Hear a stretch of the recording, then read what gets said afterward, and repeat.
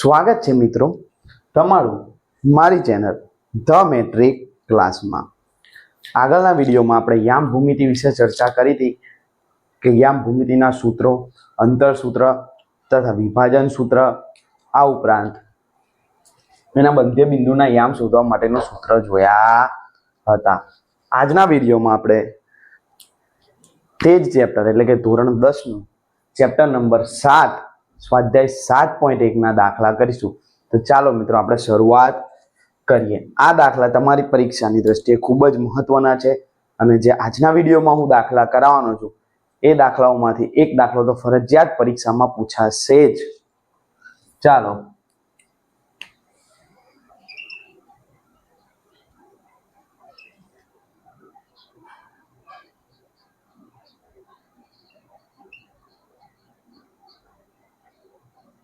મિત્રો, પરીક્ષાની દ્રષ્ટિએ આ ચેપ્ટર ખૂબ જ મહત્વનું છે। આ ચેપ્ટરમાંથી 1 માર્ક્સમાં 2 માર્ક્સમાં 2 દાખલા તથા 3 માર્ક્સમાં 2 દાખલા પૂછાવાના છે। તો આ ચેપ્ટરને આપણે જતું કરાય નહીં। 1 માર્ક્સ તો પૂછાવાના જ છે, 2 માર્ક્સના 2 દાખલા, કેટલા 2, અને 3 માર્ક્સના પણ 2 દાખલા। તો વિચારો મિત્રો, 3 માર્ક્સના 2 દાખલા એટલે 6 ને 4 10 તો અહીંયા જ થઈ જાય છે। 10 તો અહીંયા જ થઈ જાય છે અને 2 અહીંથી પૂછાશે। 12 માર્ક્સનું ચેપ્ટર છે, શું જવા દેવાય? ના જવા દેવાય સાહેબ। તો ચલો શરૂઆત કરીએ ચેપ્ટર નંબર 7 યામ ભૂમિતિ, સ્વાધ્યાય 7.1। ચાલો મિત્રો, સ્વાધ્યાય 7.1 નો દાખલા નંબર 1, 2, 3, 4, 1 આવા 2 બિંદુઓ આપેલા છે મિત્રો તમને, અને એવું પૂછ્યું છે કે અંતર શોધો। શું શોધો? બિંદુઓ વચ્ચેનું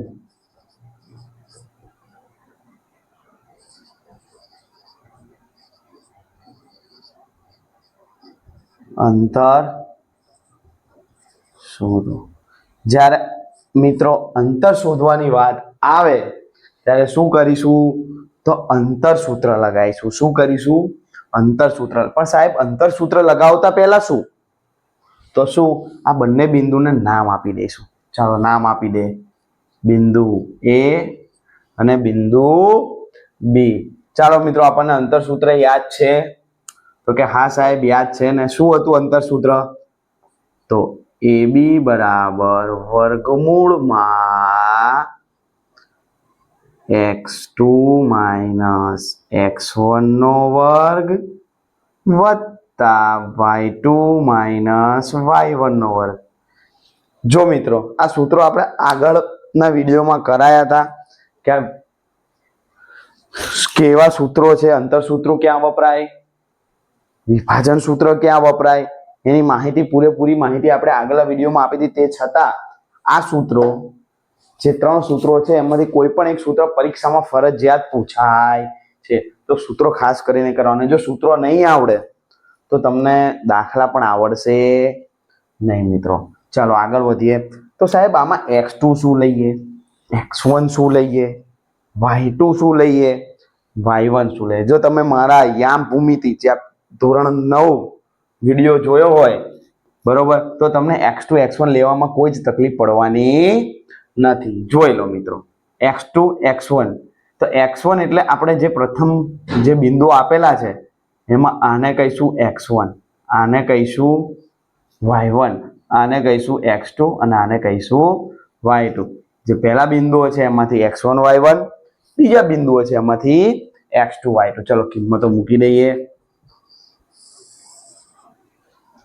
x2 એટલે 4, ઓછાના ઓછા x1 એટલે 2 આખાનો વર્ગ, y2 એટલે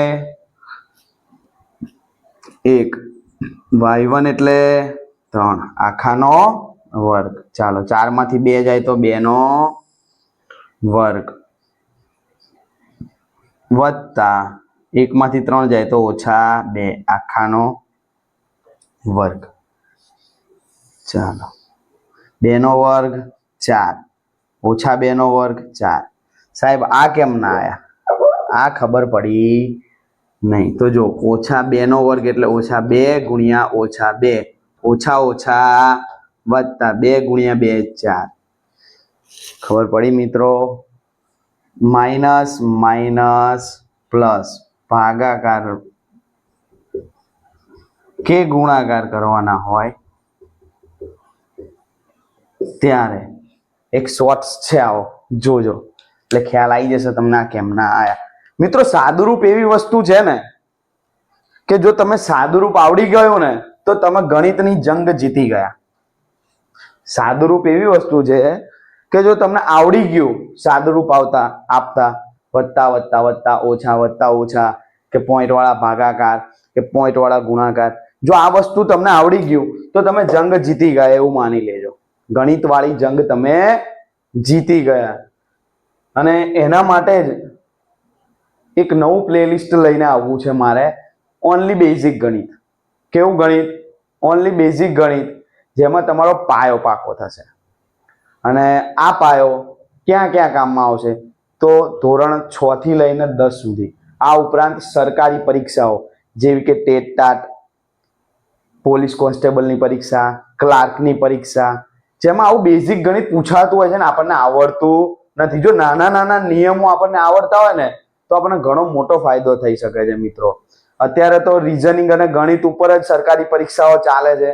તમે રીઝનિંગ અને ગણિતનું પેપર પાસ કરો તો જ તમે નેક્સ્ટ સ્ટેજમાં જઈ શકો છો. તો મિત્રો આપણે એના માટે એક સ્પેશિયલ પ્લેલિસ્ટ લઈને આવીશું, જેમાં શોર્ટ ટ્રીક તો ખરી જ, પણ આખું બેઝિક ગણિત, પાયાનું ગણિત, પ્રાથમિકતાથી લઈને મહત્તમ જે એની મર્યાદા છે ત્યાં સુધીનું આપણે ગણિત કરાવીશું.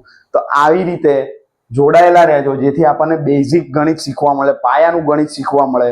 બરોબર? અને તમારા કોઈ મિત્રો કે તમારા કાકા કે કોઈ સંબંધી એવા હોય જે તૈયારી કરતા હોય, એમના સુધી પણ પહોંચાડી દેજો એ પ્લેલિસ્ટ. બરોબર મિત્રો? ચાલો આવી જાય પાછા આપણે દાખલા પર. તો 4 + 4 કેટલા થઈ ગયા? 8. ચાલો 8 નું વર્ગમૂળ સાહેબ, તો કે 2 વર્ગમૂળ 2. 8 નું વર્ગમૂળ શું થાય? 2 વર્ગમૂળ 2. સાહેબ કેમનું? તો જો સમજાવું. 8 ના ભાગ પાડો. ચાલો તો આ રીતે ભાગ પાડતા સાહેબ અમને આવડે છે. તો જે એક જોડ છે એને વર્ગમૂળની બહાર લખી દો, અને એકલું બિચારું હોય એને ઘરમાં એટલે કે વર્ગમૂળમાં રહેવા દો. ચલો મિત્રો ખબર પડી આ દાખલામાં, જોઈ લો. આગળ કરીએ દાખલા નંબર 2.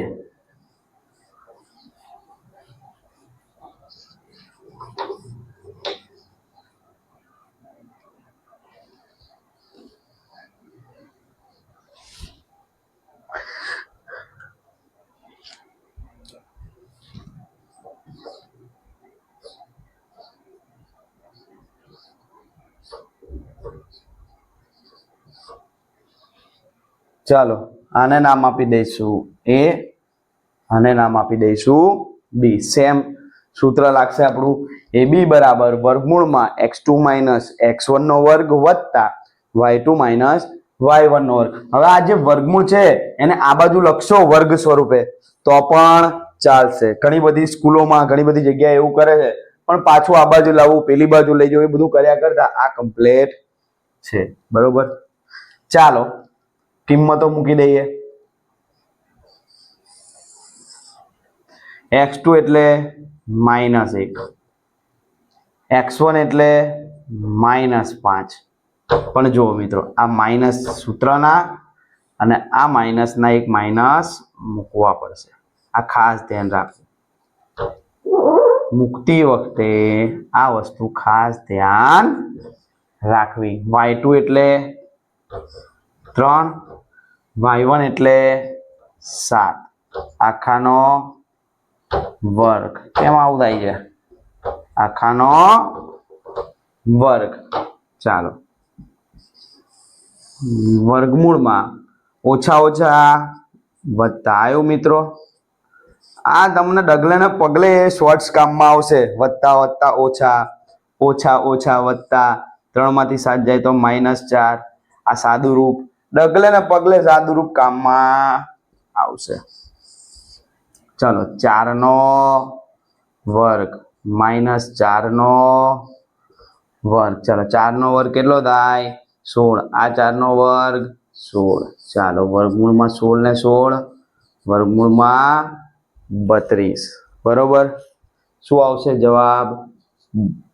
4 વર્ગમૂળ 2. શું આવશે? 4 વર્ગમૂળ 2. કેમ ના સાહેબ? તો જો 32 ના ભાગ પાડો. ચલો 32 ના ભાગ પાડો કેટલા આવશે? 16. ફરી ભાગ પાડો તો 8. ફરી ભાગ પાડો તો 4. ફરી ભાગ પાડો તો 2. ફરી ભાગ પાડો તો 1. 1 2 જોડ હોય ને એને બહાર લખવાની, એકલું વધ્યું એને ઘરમાં લખવાનું. તો ચલો 2 ને 2 4 અને વર્ગમૂળ 2. ચાલો ખબર પડી કેમ ના આયા? આ જોડ છે તો એને એક જ વાર લખવાની, જોડ છે તો એને એક જ વાર, અને આ એકલું છે એને ટોપીમાં. તો આ 2 ગુણ્યા 2 કેટલા થઈ ગયા? 4 અને આ વર્ગમૂળ 2. ચાલો ખબર પડી. સાવ સહેલી રીતે વર્ગમૂળ કાઢવાની. ખબર પડી મિત્રો? ચલો આગળ વધીએ. દાખલા નંબર 3. અને મારું શિક્ષણ એવું કહે છે મિત્રો કે દાખલા નંબર 3 આપણી આ પરીક્ષામાં પૂછાવાનો છે. અને ભાઈ સાહેબનું શિક્ષણ કોઈ વાર ખોટું હોતું નથી. ચાલો